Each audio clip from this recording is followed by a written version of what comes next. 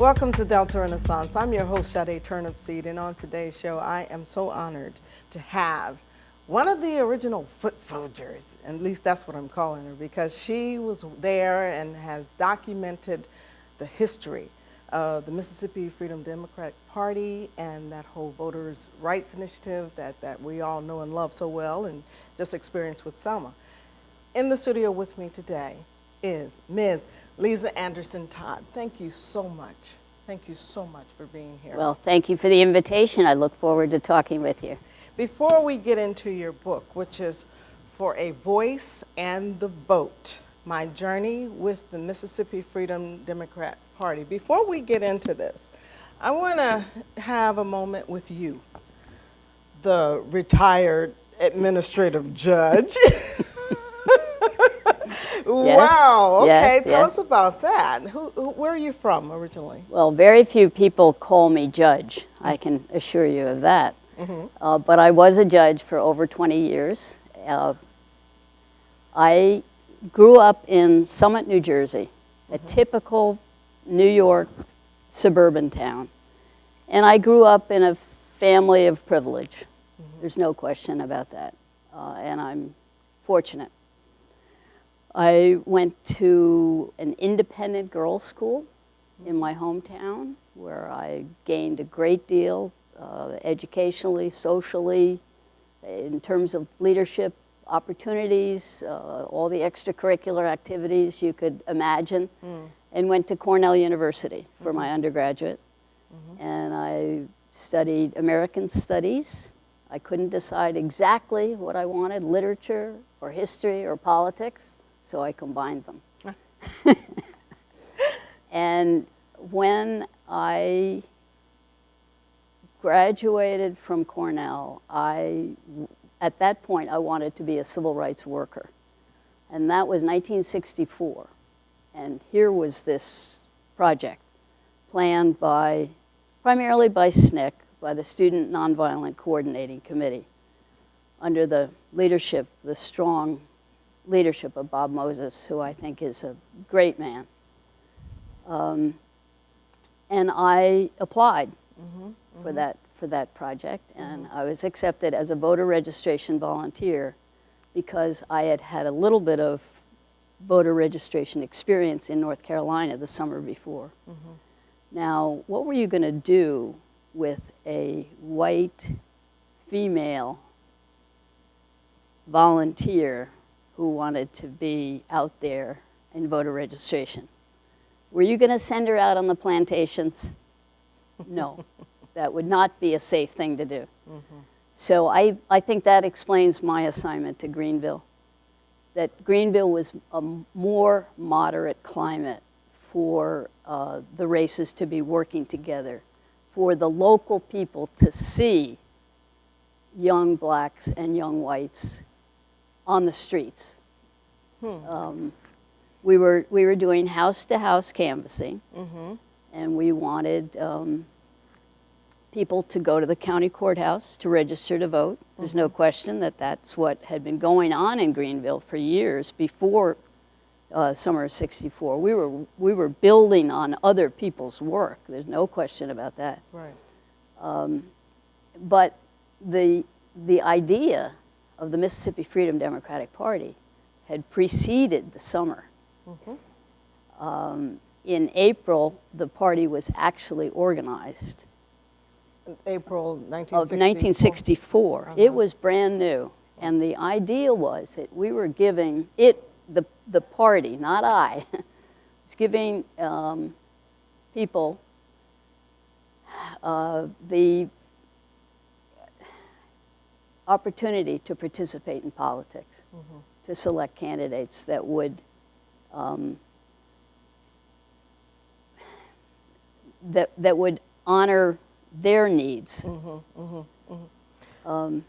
Let's unpack some of that, because there's a whole lot in there that you mentioned, and coming from New Jersey and Cornell. Did you attend Cornell? Is it a Cornell law school? Is there a law school? There's a law school there. Well, at the end of the summer, you see, I had this decision to make. Was I going to go to law school, or was I going to stay? Okay. I had just gotten started doing some work in Greenville. Gotcha.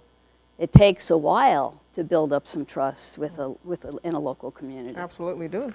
Yeah, so I've been here 8 years, and I know what that's when like. I got home to New Jersey at the end of the summer, my mother didn't come to greet me. My father told me she was not feeling well. So She was afraid that I was going to stay a year in Mississippi and do more civil rights work and not go to law school. And I couldn't handle that. So I said, I'll go to law school. to make her comfortable and relaxed. Comfortable and relaxed. Okay. I mean, you know, Yeah. your parents are important to you. Absolutely. For sure. So, Sometimes you have to break with them, but, Yeah, other your own times path, you you gotta- honor their wishes. you absolutely do, especially if they're paying, and like you're saying, you come from a privileged family and a background, so I know they were paying your tuition to go to school. Right, right. My father was a lawyer. He thought it'd be wonderful if I became a lawyer just like him. just like him. But I want to know, did you have the occasion to meet Ella Baker? Did you work with her at No, all? I didn't. No, I didn't. I was not a member of SNCC. You know, I was not close to SNCC. I always looked onto SNCC as these are the important people. These are the people who are taking risks. Right. And Ella Baker was so significant for SNCC, for the organization, Right. and for all those people. I heard her speak, but I never had the opportunity to on a one-on-one to So talk to her. it was Bob Moses' decision to send you to Greenville. Somebody's decision. I don't know how that worked, but we were in orientation. Yeah. See, I got my assignment before I left Right. Oxford, Ohio. We had the orientation for the summer project in Ohio. in Ohio. We're going to take a break, but I want to come back and talk more about Greenville as opposed to Greenwood. You know, and what the dynamics there, and did you actually, you know, get a chance to go through the Delta and really see those foot soldiers that you talk about and meet Fannie Lou Hamer? And so we'll be back, and we're going to take a break, and we're coming right back with Ms. Lisa Anderson Todd.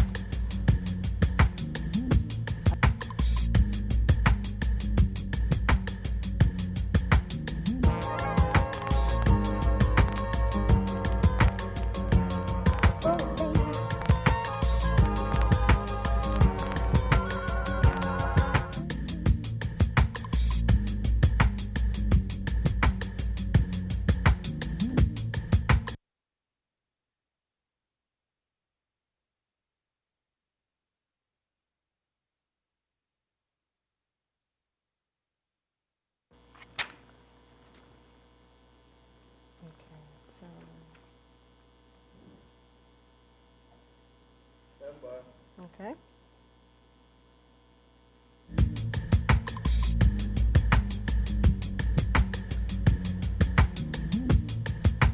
Welcome back. I'm in the studio with Ms. Lisa Anderson Todd, retired judge and now author of this wonderful book that I have yet to read, but I can tell you right now, it's a wonderful book. It's called For a Voice and the Vote, My Journey with the Mississippi Freedom Democratic Party. And it's a significant work. You have reviews from Professor Dittner, and I love his work. And if he's saying this is okay, you must trust. This book is comprehensive and apparently the first to be bound in such a volume and documenting the Mississippi Freedom Democratic Party and its journey. So let's talk about that. Let's talk about your experience with the Mississippi Freedom Democratic Party and how you got, you know, how you found Greenville, and did you get a chance to, you know, really work with the folks like Fannie Lou Hamer? Yeah. That's a lot to talk about right there. Yeah. I did know Fannie Lou Hamer. Let's start there. I was on a service project at Tougaloo College in July of 1963, and we went up to Greenwood as a group to see the SNCC operations. We were invited by the staff there, and we broke up in the evening to go to different locations. I wanted to go to Clarksdale and see Aaron Henry, Mm-hmm. but it would have been an integrated car, and the SNCC guys wouldn't go with me. So somehow the transportation was a little bit different, and I went to Ruleville, and I had dinner at Fannie Lou Hamer's house. Wow. And we invited her to sit with us, eating her dinner. She Wow. was standing in the kitchen door. And then I saw her again at the district caucus of the Mississippi Freedom Democratic Party. It was held in Greenville at the Friendship Baptist Church. And I reminded her of being at her home, and she gave me one of those, you know, big bear hugs. Special and Fannie Lou yes, Hamer yes, hugs, huh? Yes, yes. So Wow. that's a thrill Yes. for me Yes. and a wonderful memory. And I Because- think maybe we should back up and say, what were the racial dynamics at that time, your personal experience? I had no background for this other than this summer when I happened to want to do service work. And it was a project sponsored by the World Council of Churches at Tougaloo. We were doing maintenance work. We were helping at the college, but we were learning about the civil rights movement. I wasn't demonstrating in the North. I wasn't out in the streets. I wasn't involved before I came to Mississippi. What I learned about Mississippi made me want to come back. I did not feel that I should abandon these people, forget about them. They've got their problems. I'm going to go my way. But what was it that inspired you to go to the organizing session in the first place? Well, that's one of the great questions. Why is it that what was it in me, my background, my parents, my family growing up, where I gained those values somewhere, and how that comes about for some people and not for others has been one of the challenges in writing the book. Because I've always said, well, I was in Mississippi the summer before, and I saw the situation, and I wanted to help. Okay. But it's more than that. Yeah. And it more is. You yeah. have to have something in your soul, in your spirit, Yeah, just to be yeah. human. Really, you got to be humane and somehow Right. connected to spirit. You know, or something. Somebody to said know. that to me this morning. It's got to be Really? in your heart. Yeah. Went to the prayer breakfast at the Catholic Church first Okay. thing this morning. Wow. Okay. It's been a long day. So. The racial dynamics in Greenville Uh-huh. was better than most places in the state. There's no question about In that. Mississippi, yeah. In Mississippi, we had Police Chief Burnley was not like the Sheriff Clark and these people that you read about as being so anxious to take out everything on blacks, you know, the violent treatment that was so awful. And the mayor was behind. The city fathers, you had leading citizens. You had a history of cultural divergence. You had so many different groups that have built Greenville. That the city, the people in the Greenvillians, understood outsiders, understood different types of people. We were more apt to be welcomed here than in a more insulated town in Mississippi. Though, and you said something interesting earlier, that you were assigned here because there wasn't as many plantations, or apparently there wasn't the plantation system as much as other places. But I always felt that Greenville did have a lot of plantations, but I guess. Well, the danger, you remember, there was danger for a black man to be seen with a white woman. Yes. He was at risk. Yes. Lynching was real. And Yeah. in Greenville, it was less apt to be a problem. Okay. And we were living with black families. We were you know, I lived with Mr. and Mrs. Jerry Britton, and I had more interaction with Mrs. Britton than with Mr. Britton, but there could have been a problem. Have you checked But there on wasn't. There wasn't. that family? Is that family still here? I'm not sure about the family's descendants, but I did come back the summer of 1965. I had a position as a law clerk in the state of Mississippi, and I looked up Mrs. Britton.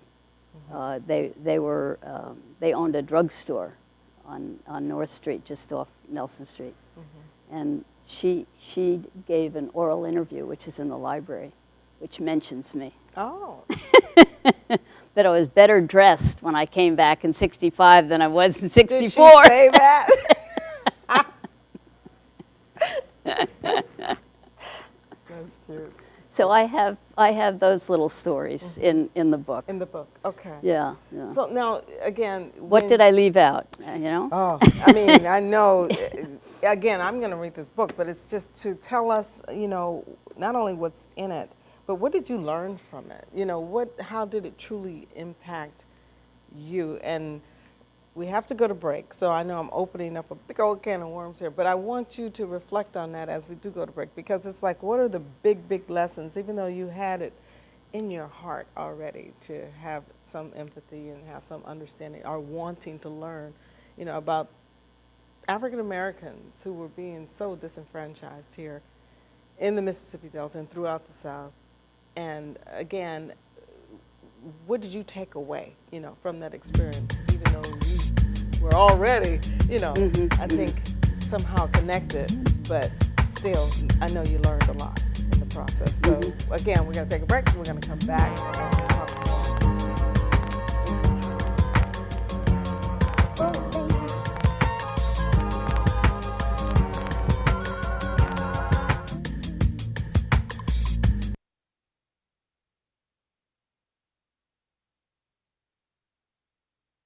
And this was with me, all these you know, years. all those years. Okay. And I was buying books, but I wasn't. Okay. But I wasn't living the movement. I didn't get in the women's movement. I didn't get in the peace movement. I didn't do these things like everybody else. Hold that. I want you to say that. I know. All right. Okay.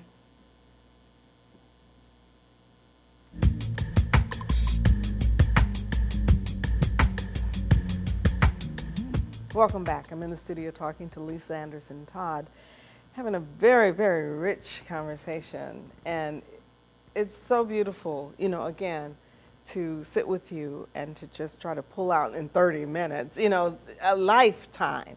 How long did it take you to finish? Or even when you began, I know you probably had been marinating these experiences from when you were first here in '64 and '65, and then when you came back again, and over the course of the last 50 years. Again, when did you actually start writing? In April 2008, Okay. I retired, and I started the next day, and I told my colleagues that I was going to write a book about my civil rights experiences in Mississippi. Most of my colleagues didn't know that I had ever been a civil rights worker. And I said that because I didn't want to be in a position where I could quit. That's how I made my commitment to finish the book. I went to law school right after the summer of '64, and then I got started in the War on Poverty program. I did some of my legal work there, but then I went into private practice. I got into government contracts work, and I was buying books as they came out, particularly about the Mississippi movement, and then I would discover I had already bought the book. You know, I didn't have time to read them, but and I've always been a book collector, so I was collecting the books. I have a wonderful library at home, and when after 20 years at the Armed Services Board of Contract Appeals and the NASA board before that, I felt comfortable with the work, what I was doing. It was fascinating. I had a great job, and I had the ability to travel, and I was conducting hearings and writing decisions, deciding some important matters with colleagues. And I said, I want to do something else. I want to write about something that's more interesting to me. Do you think that if you had shared that early on, that there would have been some sort of repercussions in your career as a judge? Or I don't think so. I don't No? think so. But I was just driven. You know, I was going to be a successful lawyer. It wasn't. So this has been a wonderful experience.